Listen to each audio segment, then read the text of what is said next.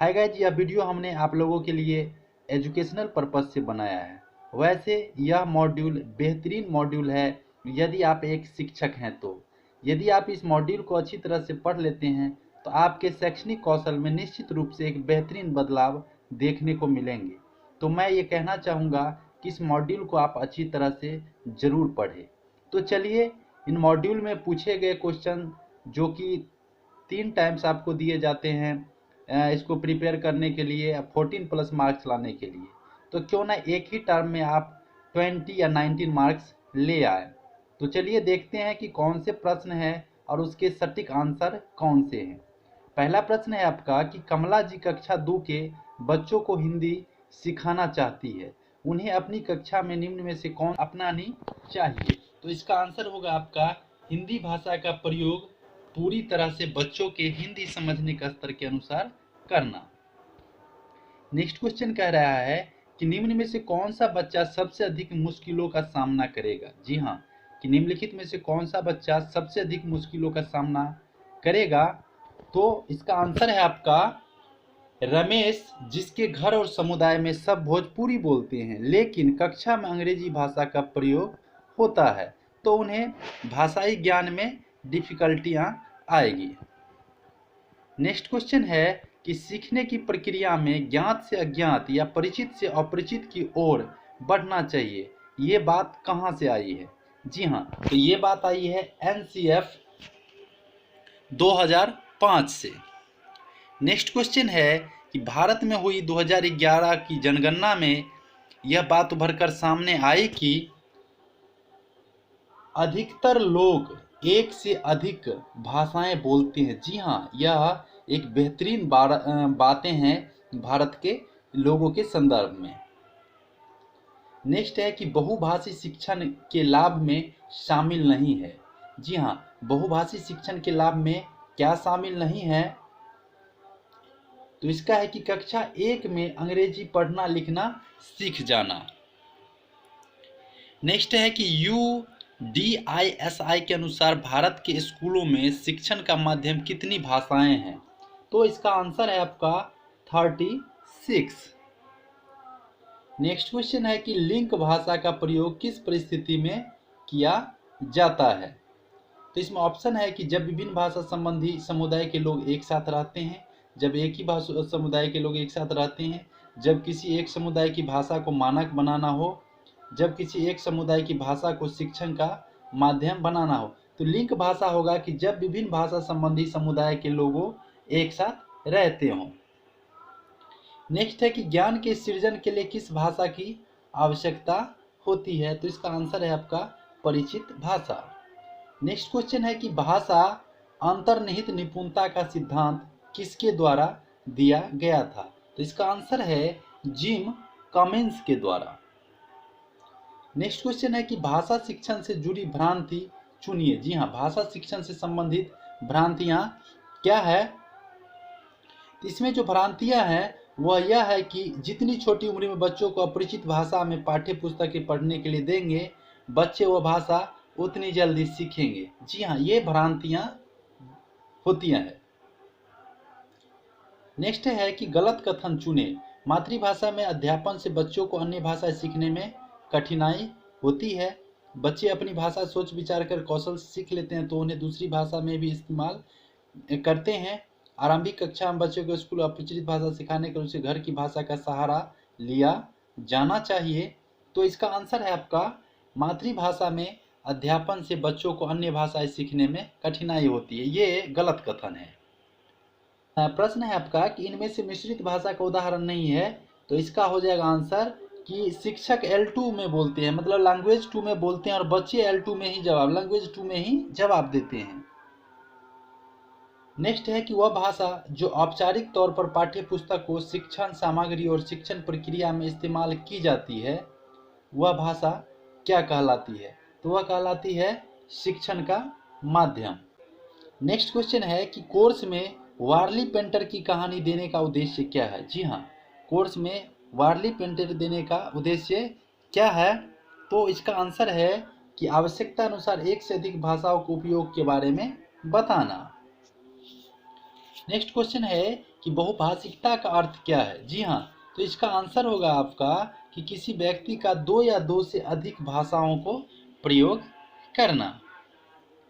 Next question है कि इनमें से कौन सा वाक्य राष्ट्रीय शिक्षा नीति 2020 के अनुसार नहीं है। तो इसका हो जाएगा आपका ऑप्शन है कि बच्चों को पढ़ने लिखने की शुरुआत में उसकी अपनी भाषाएं में होनी चाहिए, छोटे बच्चे अपनी मातृभाषा के माध्यम से सबसे बेहतर ढंग से सीखते हैं, कम से कम 5वीं कक्षा तक पढ़ाई बच्चों की भाषा में होनी चाहिए, मातृभाषा में शिक्षण से बच्चे अन्य भाषाएं नहीं सीख पाते। जी हाँ, ऑप्शन नंबर डी इसका सही आंसर होगा। नेक्स्ट है कि बहुभाषी शिक्षण के संदर्भ में निम्नलिखित में से गलत वाक्य को चुने। बहुभाषी शिक्षण के संदर्भ में गलत वाक्य को चुने। तो इसमें ऑप्शन आपका है कि विद्यार्थी उस भाषा में सर्वश्रेष्ठ ढंग से सीखते हैं जिसे वो सबसे अच्छी तरह जानते हैं, ये सही है। शिक्षक और बच्चे द्वारा भाषाओं का मिलाजुला प्रयोग किया जाता है, ये भी सही है। अलग अलग भाषाओं को कक्षा में जगह देने से बच्चों को सीखने पर नकारात्मक प्रभाव पड़ता है। प्रथम भाषा में जितना अधिक अध्यापन और शिक्षण होता है, शैक्षणिक पढ़ाई उतना। इसका ऑप्शन नंबर सी आपका सही हो जाएगा कि अलग अलग भाषाओं को कक्षा में जगह देने से बच्चों को सीखने पर नकारात्मक प्रभाव पड़ता है, ये गलत बात है। नेक्स्ट है कि कमला राजस्थान के कोटा जिले में रहती है, उसके घर की भाषा हारोती है। उसने स्कूल शुरू होने के 4 महीने बाद स्कूल में दाखिला लिया और आज उसका स्कूल में पहला दिन है। आप ऐसा क्या करेंगे जिससे कमला सहज महसूस करे। तो इस चारों ऑप्शन को जब आप पढ़ेंगे तो इसका आपका आंसर हो जाएगा कि कमला से हारोती भाषा में खूब सारी अनौपचारिक बातचीत करेंगे। उनसे जुड़ने के लिए कमला को जो भाषाएं आती है उसी भाषा में बात करेंगे। नेक्स्ट है कि गलत कथन को चुने होती है, तो ये ऑप्शन नंबर सी इसका गलत ऑप्शन है कि गलत कथन है। नेक्स्ट है कि बहुभाषी शिक्षण पद्धति की विशेषता नहीं है, तो इसका आंसर हो जाएगा आपका कक्षा में किसी एक भाषा का प्रभुत्व होना। तो यहां आप देख रहे हैं कि कुल स्कोर आपका 20 में 20 आया है। देखिए इस सेट में 40 क्वेश्चंस दिए हुए हैं, जो 3 टर्म में आपको 40 क्वेश्चंस ही आते हैं, तीनों टर्म में आपको अटेम्प्ट करने के लिए दिए जाते हैं। तो 20 में 20 आपने देख लिया, फिर अगला 20 में हमने सेकेंड टर्म करके दिखाने का एक एजुकेशनल पर्पज से प्रयास किया है कि अब वो 20 क्वेश्चन कौन से हैं। तो देखिए इसमें पहला क्वेश्चन आपका वही क्वेश्चन है कि कमला राजस्थान के कोटा जिले में रहती है, उसके घर की भाषा हारोती है, उसने स्कूल शुरू होने के 4 महीने बाद, है ना। तो इसमें इसका आंसर होगा कि कमला से हारोती भाषा में खूब सारी अनौपचारिक बातचीत करेंगे। नेक्स्ट क्वेश्चन है कि बहुभाषी शिक्षण के संदर्भ में निम्नलिखित में से गलत वाक्य को चुने। तो इसका आंसर हो जाएगा कि अलग अलग भाषाओं को कक्षा में जगह देने से बच्चों के सीखने पर नकारात्मक प्रभाव पड़ता है, ये बातें गलत है। नेक्स्ट क्वेश्चन है कि लिंक भाषा का प्रयोग किस परिस्थिति में किया जाता है। यहाँ दिया हुआ ऑप्शन नंबर डी है इसका कि जब विभिन्न भाषा संबंधी समुदाय के लोग एक साथ रहते हैं तो इंटरलिंक्ड लैंग्वेज का प्रयोग वहाँ पे किया जाता है। नेक्स्ट क्वेश्चन है कि असम में चाय के बगीचों में काम करने वाले आदिवासी समूहों के बीच की भाषा को क्या कह सकते हैं। तो ये हो जाएगी लिंक भाषा, इंटरलिंक्ड लैंग्वेज का प्रयोग वो लोग करेंगे। नेक्स्ट है कि इनमें से शोधकर्ता वुल्फ का कथन क्या है। शिक्षा में भाषा ही सब कुछ नहीं है, लेकिन भाषा के बिना शिक्षा में सब कुछ नहीं, कुछ भी नहीं है, ये ऑप्शन सही होगा। जी हाँ, बहुत अच्छी बात कहते हैं कि शिक्षा में भाषा ही सब कुछ नहीं है, लेकिन भाषा के बिना शिक्षा में सब कुछ भी नहीं है। नेक्स्ट है कि बहुभाषी शिक्षण के लाभ में शामिल नहीं है। बहुभाषी शिक्षण के लाभ में क्या शामिल नहीं है, तो इसमें है कि कक्षा 1 में अंग्रेजी पढ़ना लिखना सीख जाना। नेक्स्ट है कि प्राथमिक स्कूलों में लगभग 25% बच्चों को आरंभिक वर्षों के गंभीर चुनौतियों का सामना क्यों करना पड़ता है। तो उसमें हो जाता है कि घर की और स्कूल की भाषा में अंतर होना, लैंग्वेज का डिफरेंस होना ही उनमें आरंभिक वर्षों में गंभीर चुनौती हो जाती है। नेक्स्ट है कि शिक्षण कार्य में L1 का प्रयोग करने से क्या होता है। तो इसे करने से क्या होता है कि बच्चों को सभी विषय समझने में मदद मिलती है, क्योंकि शिक्षक बच्चे के लैंग्वेज मातृभाषा प्रथम में ही बात करते हैं। नेक्स्ट है कि कमला जी कक्षा 2 के बच्चों को हिंदी सिखाना चाहती है, उन्हें अपनी कक्षा में निम्नलिखित में से कौन सी रणनीति अपनानी चाहिए।